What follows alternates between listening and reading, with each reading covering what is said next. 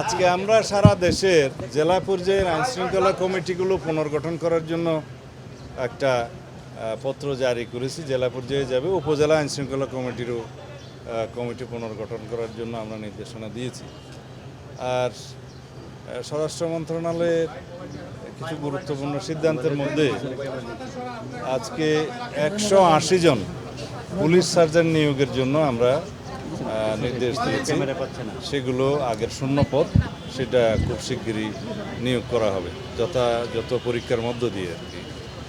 এর বাইরে আরও আমরা জনবল বৃদ্ধির জন্য চেষ্টা করছি, যেগুলো আমরা অর্থ মন্ত্রণালয়ের ক্লিয়ারেন্স পেলে খুব শিগগিরই আমরা প্ল্যান করতেছি আরও 10,000 নতুন কনস্টেবল নিয়োগ করা হবে দ্রুততার সাথে। এর বাইরে সাব ইন্সপেক্টর এবং পাবলিক সার্ভিস কমিশনের মাধ্যমে এএসপি নিয়োগের আমরা উদ্যোগ নেব, সেটা পরে যথাসময়ে জানাবো ইনশাআল্লাহ। Thank you. তোমরা টায়ার্ড হয়ে গেছে আজকে, খোদা হাফেজ। ঠিক আছে।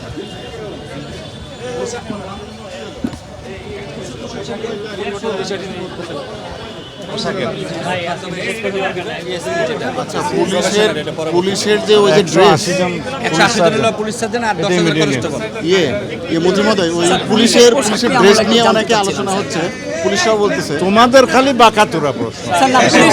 পুলিশ অ্যাসোসিয়েশন দাবি করছে, আমরা দাবি করছি না, এরকম কোনো সিদ্ধান্ত নিলে আমরা জানাবো। অ্যাডভান্স তো এরকম কোনো সিদ্ধান্ত নিলে আমরা জানাবো। ক্লিয়ার হয়েছে। পুলিশ অ্যাসোসিয়েশনের দাবি অনুযায়ী কোনো সিদ্ধান্ত নিলে জানাবে। আমি বিকাশ পেমেন্টে 10,000 টাকার বেশি অফার। শপিং চলছে তো।